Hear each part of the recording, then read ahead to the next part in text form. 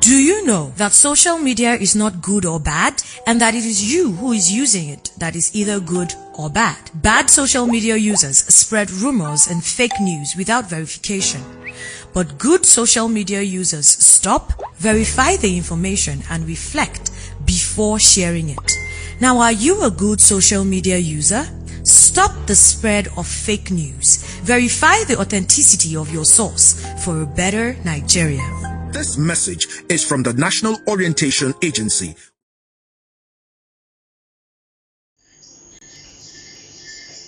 Good morning, viewers. You're welcome to a River State Dialogue, the platform where we sensitize, reorientate, enlighten the citizens on government policies, programs, and activities.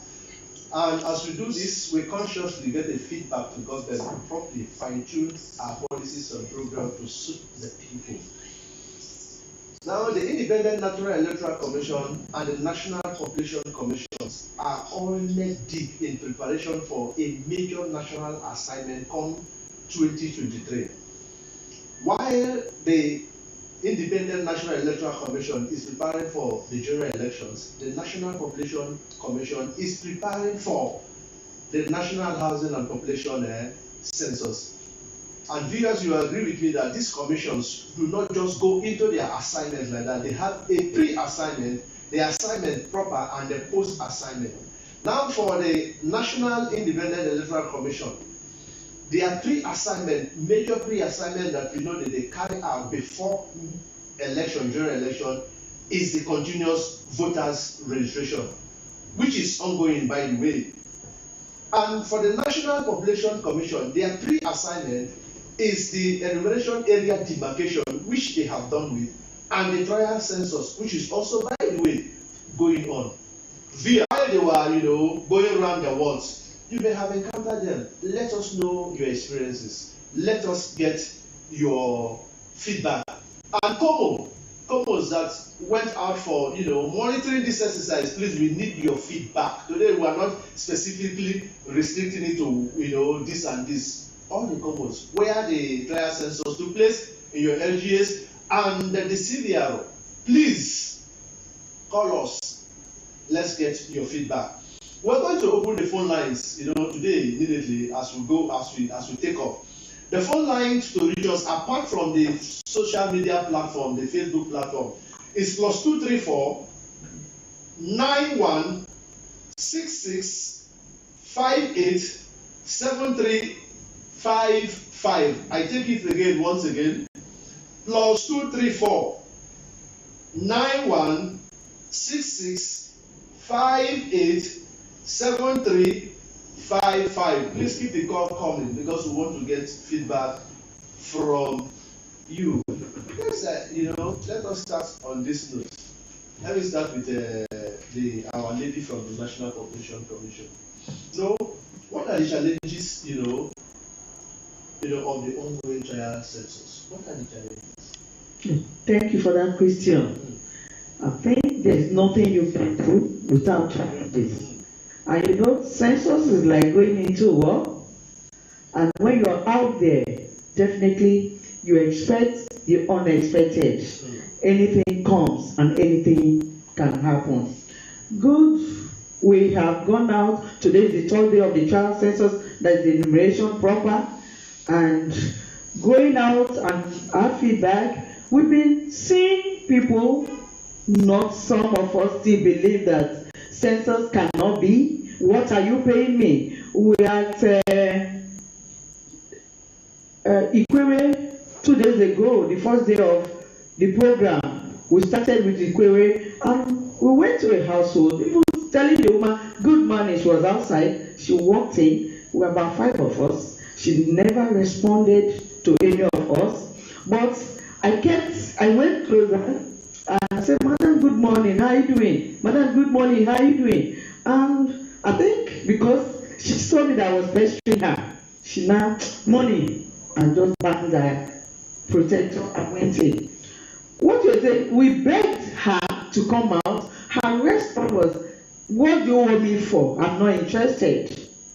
And that is what you get in some areas. But because she saw us that we were persistent. We refused to go. We were banging her gate, and she had to come out. Okay, madam, please, can you see that? I don't want to sit. What do you want? Go out of my compound. And please, people are not being friendly with the program. But at the end of the day, we were able to convince her. She stood and she kept telling us, "You're wasting my time, you're wasting my time." But we got what we wanted from her and we left. That is not a good trait at all. Because if we are wearing this for the program, tomorrow we'll be the first to complain that, "Oh, I'm marginalized. Oh, the government is not doing enough for me." But how will they do enough for you when you have not owned up? Because like we've been talking on the program, we said, let every Nigerian, let every Rivers indigene or resident own up to the program, because somebody cannot come in to do your own part. I might see you, but I don't know what you have or what you don't want in your house. But except we come out and own up the program, we will not get to anywhere. Also, so there's a good one at Stakeholder West. Like Saturday, we were supposed to be there. My people were held hostage for all through Saturday because of the shootout, and it became a flashpoint in the country. But thank God for the local government chairman. He was able to organize the people, internal security, hand it over them to somebody and said, "Please keep them." We went there on Tuesday, and when we got there, we are going out with road safety vehicle, and you know it's a branded vehicle. As soon as we got there, the community Oyiba is one of the interior community, and because there was shootout the previous night before we got there, so when they saw this vehicle, they were like, "What is happening?" And the enumerators who are there came and said, "Ma, please, you people should hurry up and leave." And in that kind of situation, you don't find out that nobody will not be relaxed, because the enumerators are living in fear. So we are still not owning up to the program or allowing the program to be what it should be. Yes, it is a test, it is tried, but these are areas we want the populace to look at, and the stakeholders of the state and the country should think of way forward. We were also at Degema yesterday, and we know the incident has been occurring in Degema or on Degema Road. We left, but shortly we left, the supervisor of the estate called, "Ma, please, where are you guys? Hope you've reached somewhere like ENE-AWAJI Junction." I said, "No, not just ENE-AWAJI Junction, but we're already somewhere in Port Harcourt." She said, "Thank God that she didn't want to scare us, so it's not been easy all through the week." And every day from 3 o'clock, that road is no longer a good area. You can't communicate. And when people are leaving, most of them who are not even from that LGA or from the state, what are we doing? Fear is number one thing that will scare anybody. "Sorry, I can't go there to work because my life is not safe." But thank God so far, we've not had any cause of running helter-skelter that anybody is been hurt, because as we got to the Degema, we came out successfully. And because they are in the community where they are working, they don't go outside the community until the day they are moving out. And God is going to help us. Like we went to Bonny Jetty this morning to send some things to Bonny, and one guy met us, another one said, "Come and count us." The next person said, "For what? Make them get out. We lost everything to fire. Then come here. Now they won't come. We don't want to see them, and we know how terrible that area is, namely Waterside." But these are things you know that you're going to get out of the place. Sometimes you have to trek on lonely paths, but again, thank God for Rivers State as of today that we are seated here. In all the 9 LGAs we were working, everybody took it as their program, especially the stakeholders or the elite of the LGAs. They granted us safety, and they are working with us wherever we have the problem, like even the state security services. They are also working with us, because like the case of Stakeholder West, when it happened that Saturday, I had to call BARIKA, and immediately there was Okay, 2 days before then I called BARIKA. So when it happened again, I called and they said no fear, everything is in place. And thank God, as of today, we've not had any fatality, nothing has been, ill reports has been gotten. But we still believe in that the people need to do more, because without us coming out and owning census as a program of our own, we can get nowhere. Yes, the officers, officials will come around your house or around the state or the LJ they are working, but without you coming out to them, you have not achieved anything. So please, the challenges so far is that most people still see us as tax collectors, or what will government they're using me to make money. Please, like I've always been saying on this studio, we are not people who have come to your homes to use it to make money, but what we are doing is let Nigeria be good, because after the adequate census is carried out, there will be a better life to our people. Thank you. Yeah, thank you very much. Mr. ENE-AWAJI, while she was talking, she mentioned some, very hostile attitude to her in NOA local government. Not about this. Well, which local government? Ikwere. In Ikwere local government. Sorry. What do you think will be responsible for such hostile attitude, sir? You see, the purpose of census is to know the number of people in the nation, and there's always a target on that. Why? It's for social welfare scheme. Sir, what I want to know, why because of attitude. I want to establish a point. Okay. The attitude is that people have been counted. You convince people that this is the purpose of this exercise, to plan for the people. Yes. That's how it is done in advanced society. Yeah. And in the end, nothing was done. It's not even to give money to anybody. I want to come from the angle at why the people reacted that way. Well, the last census was done in 2006. I was involved as an enumerator. What is the impact of the census 2006? If we are going to ask ourselves as a people, the government was not able to use the figure to plan for the teeming population, and that's why people are worried to support every activity that will lead to the census. For me as a person, that should be citizen. There is need for us to encourage our society. Let that attitude be a thing of the past, and let the government also come with a clear-cut agenda. That look, because from what I have gathered, the child census has commenced, and in 2023, around May, from what I have gathered also, there will be the real census after the election. It's for the purpose of planning. I read something about the Chinese. Population of China today is about 1.4 billion.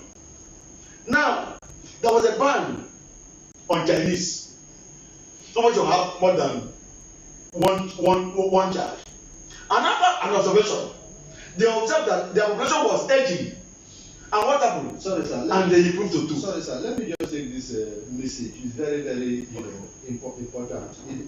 This message is from Koban in Benebari. He said the trial census is having a network challenge in Kani, Babe, in Kana local government area. This challenge may also occur in other areas. From this observation, the National Population Commission should learn from the trial census as to avoid network challenges. Madam, I'll come to you. Madam, yeah, I saw this message and I know that if I don't take it I may forget. It's very important. It's feedback we're talking about. Yes. Yeah, so, this census is the first census that is going digital. Yeah. And then it is expected, these things are expected. Yes, sure. What is the commission doing about these network challenges and many more other challenges that will come that is associated with technology. Okay, thank you, sir. Just like we have said, like the person has made a right observation, and we know that in our locations, even at home, most times you go to some places, your network fails. And that is why it is called trial census. These are the things we want to see how well this thing will work.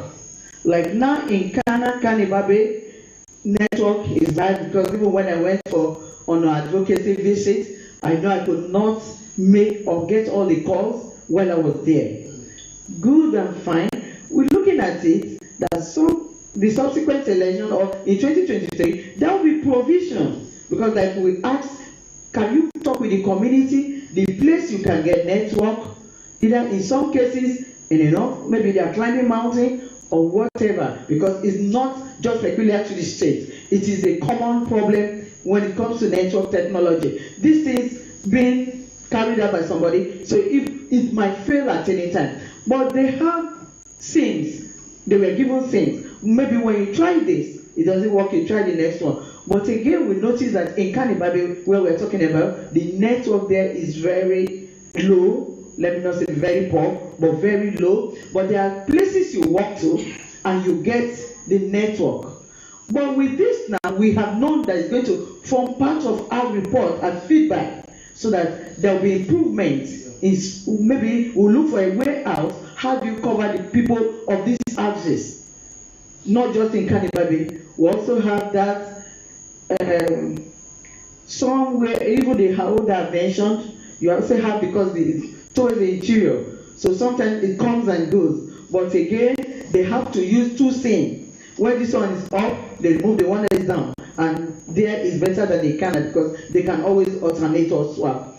But that is what we're looking at, and that's why the basis of the trial census, because if you just do this, maybe this has happened during the actual census, you find out that the people or the enumerators who are sent there might not be able to post their work as at when due, and it's going to hamper. Thank you, ma'am. Thank you, sir. Now, the CBRO, let me come to the CBRO now, man. Now, the CBRO is less than 2 weeks, to close. Do you think the 20 million fresh registrants recorded in the last 11 months, still ongoing, has truly justified the initiative? Yeah. If we can register over 20 million new fresh registrations between June of last year and July of 2022, that's a huge number. I think we have done well at INEC, and the people too have done well in responding. What do you think is responsible for this massive turnout? Why? Because at the point where INEC, intended to stop, and then Serap went to court and all of that, then, after that, it was like, opening a tap and then the water started rushing. What was responsible? What do you think, in your opinion, is responsible for that massive turnout? One of them is there is will I say, a reorientation in the minds of our citizenry towards their responsibilities as citizens in determining who they would want to handle the affairs of the country. And these affairs, they know they can only, these responsibilities, they know they can only put into the hands of people whom they have elected. So, and you cannot elect someone or speak about elections or people in positions, in political positions, if you have not partaken in the process that brought those people into power. So, with this, I think that was what actually brought people into that massive turnout. To see them at the centers, where there is a particular desire now to change things, and also seeing that the process has also changed from what it used to be before. So there's more confidence in people now that INEC can actually get it right, because over time there have been issues, we know, where people, our citizens, were not too convinced that their votes could count. So with what INEC has come up with, and innovations and examples from the truncated elections we've had in certain states, and how those elections panned out, people are beginning to, rebuild confidence in INEC to know that their votes could actually count. They can now get registered, and when they get registered, when they vote, probably the people they want are the persons who are going to, take charge of the affairs of the country. So you find them now being responsive to their civic duties because it's part of being a citizen of the country. Registering to vote is not, you're not doing somebody a favor. You're actually doing yourself and your generation some favor by being a part of the group of persons who will determine who rules the country. So if we are to judge from other developed countries, developed democracies, you will find out that people are active in the selection of their leaders. And because of that, they have a say. They can say, I don't want this. We want this. This is what we want. And because they were part of, bringing in such leaders, you find out that those leaders will have no choice but to listen to them. And they too have shown that it is in their hands that these powers lie, not necessarily in the hands of people that have been elected, because without the people, you can actually not be in power. Let me ask you this. While you were speaking, I just remember that you're from ORJI, and but you're it's a suburb. Within that area. Now, not too long, we had some good number of PVC was found in Qatar somewhere, bundles of PVC, and it was on news, and they talked about it, and recently we are not hearing anything too much about it again. How could that possibly happen? No, investigations are ongoing. Okay, investigations are really ongoing. Now, before I let you then, I go back to the next question. Did the Osun election send any message to us? Sure. It did. One, in Nigeria that we know is usually a difficult thing to outsit a sitting governor. It happens, we know it happens, but in most cases you find out that it's like when you elect somebody, you've automatically given the person 8 years, because what it means is that after 4 years, the person comes to recontest, and the possibilities of the person coming back are usually very high. So in the case of Osun State, we find out that the sitting governor was defeated. I know. And with the reactions of the people of Osun State, from what we saw, INEC did well, because people will not be rejoicing over a result that they know they were not part of. They know they are part of that result. And because it's a true reflection of what the majority of the people of Osun State wanted. So you find that everywhere was calm. There were no agitations per se. We know that normally people who lose elections will always agitate. But in that situation, we found out that the electorate were actually happy with the outcome of the result. And it was transparent. And our system worked. It was difficult to rig. Even when we had problems of vote buying, you would come, maybe if we had to judge from what to see on social media, we will find out that there were people who also, said they collected the money, but they still voted their conscience, So all of these things, I would say it was a successful one. And they did very well in Osun State, and would even do better in 2023. Yeah, you would do. The INEC would do better. And judging from elections, INEC in every election, INEC is improving, and also the laws are also helping them. Madam, let me just come to you. Yes, sure. Now, the trial census, will test all phases, of the main census, from planning to execution, to the analysis, to the deployment of technology, and all of this and all of this.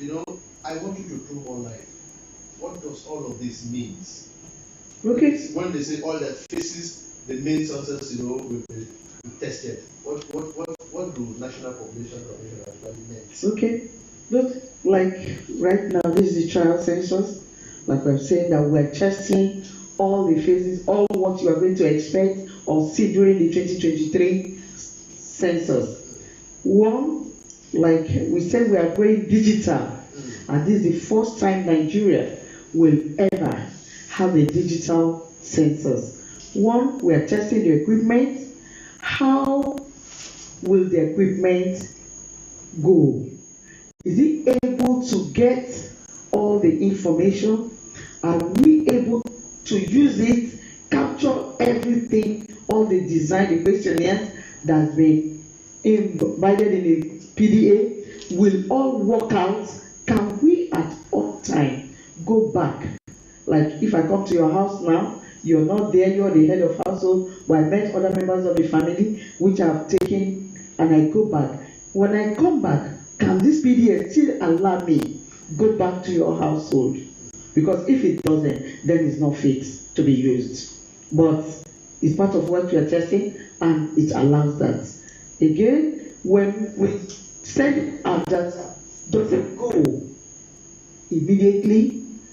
Apart from the network, the areas we have network problem, to the portal. Because when I finish with your household, I finish with that EA, I just press my button and it goes. And whatever I get there from that household or from that EA is recorded against the EA. We already have EA names, EA codes, so everything, the state, the LGA, where we are at that time, the name of the functionaries that came to that EA, will we take all that? All those things are what we are testing. Also, the functionaries we are using, are we sure people can comply with what we are using? You know, just like we are talking about Nigerians. But one thing I believe that Nigeria is a country, but who makes up the Nigerians? You and I. Whatever we do, if you live well, I live well, Nigeria will be better. But when we keep looking at people, maybe the government is not doing it, the government, and in a little corner, we have failed to do what is expected of us. We should not blame the government, because we are also the government, whether we like it or not. You have your right, I have my right. Sorry, let's just take this up. Hello? Hello? Yeah, hello. Your name and your location. Hello? Your name and where you're calling from. Oh, with NWINEH dialogue. Hello? Hello? Yeah, hello. Speak up, please. Am I on with NWINEH dialogue? Yeah, you are on to NWINEH University Dialogue, sir. Okay, I want to ask this question. Sir, your name and sir, your name and the location where you're calling from. Hello? Okay, sir. I want to report a matter to them about the network issue in Ghana, where they are trying to private in Ghana. So I want to ask the FBC woman there, what are they doing? What are they going to do as concerning the network challenge they are having there? Is it that the prominent network there is good, and they are using MTN, and the garden is 3G? How would they do to involve people so that there will be no issue in the forest, so that the forthcoming transaction next year will not suffer the same way that this kind of same topic of network? There, that all the problems, at the end of the day, they are analyzing and calling, this is what we need to put in place. So we are not just testing the response of the people from the field. Like the last time we spoke, and I said, we're also testing the culture of the people we are going to. Because there might be some culture where they don't allow male to enter into a house where there's a woman.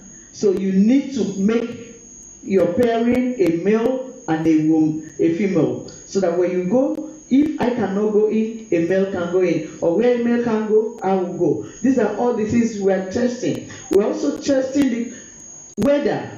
Right now, but God has been so great. This is supposed to be the peak of rain in River State.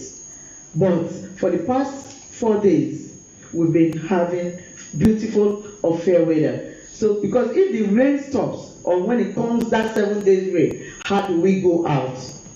How do we go? It's difficult. Thank you. So thank you, sir. So let me direct this, Mr. ENE-AWAJI.